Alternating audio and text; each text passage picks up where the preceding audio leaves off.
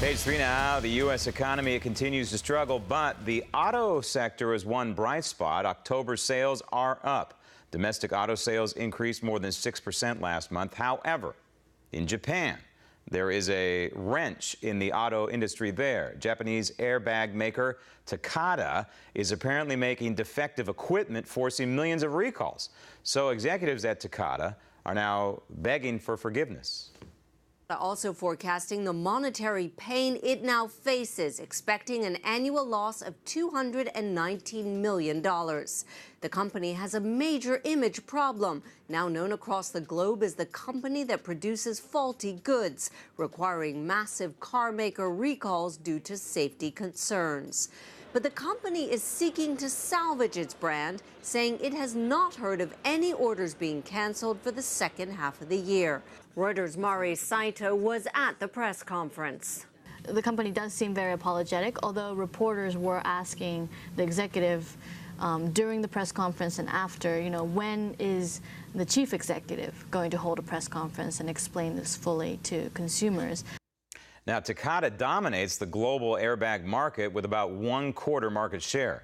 Meantime, back in the U.S., there is trouble at the core of Apple. So what's going on? Joining me now from Washington, D.C., senior writer for Investors Business Daily, John Merline. John, okay, I have an iPhone. I know that a few million other people in this country have iPhones as well. Now, we were told that these Mac products were supposedly impervious to viruses and malware, and now all of a sudden there's a problem? Right. Yeah, you don't often hear the words Apple and malware in the same sentence, but that was the case this week. Now, this mainly or only affects people in China at this point, and the way that it was downloaded onto Macs was when users went to a third-party website to download Mac apps, some of which were corrupted. And then when you connected your iPhone to your Mac, it spread that way to your iPhone, and then they were able to steal personal information. Nevertheless, the security, Apple, by the way, says that they've made it so that these apps won't launch. But it's still kind of unusual, and it does make it seem like Apple was always sort of immune to this stuff. Doesn't seem to be anymore. And maybe it'll drive down Apple stock. It usually doesn't go down. It usually goes up. Now, we're only 3 weeks away from Black Friday, believe it or not. So get ready. Get your shopping bags ready. Get your money ready. But there are some new trends with Black Friday? Yeah, it's not Black Friday anymore. It's more like, I don't know, Gray Thursday or something like that. At least at a lot of retailers. They started, I think, a couple of years ago, but Macy's opened on Thanksgiving Day. Last year, they opened at 8 p.m. This year, they're saying they're going to open at 6 p.m. Well, JCPenney said, hey, we can do one better. We'll open at 5 p.m. And Kmart said, let's open at 6 a.m. So at the same time, however, other retailers are sort of standing their ground and taking pride for not ruining their workers' Thanksgiving Day by only opening on Friday.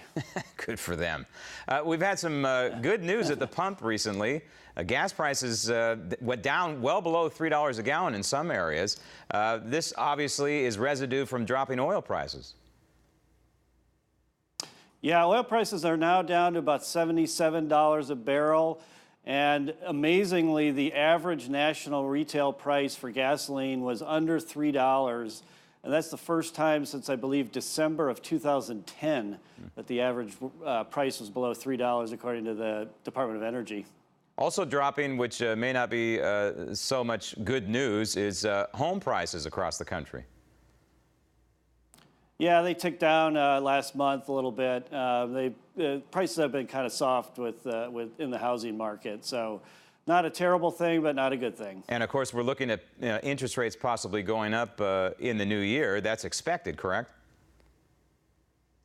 Well, the Fed has got to do something other than pump money into the economy and continue to stimulate. They're obviously going to dial back on their quantitative easing.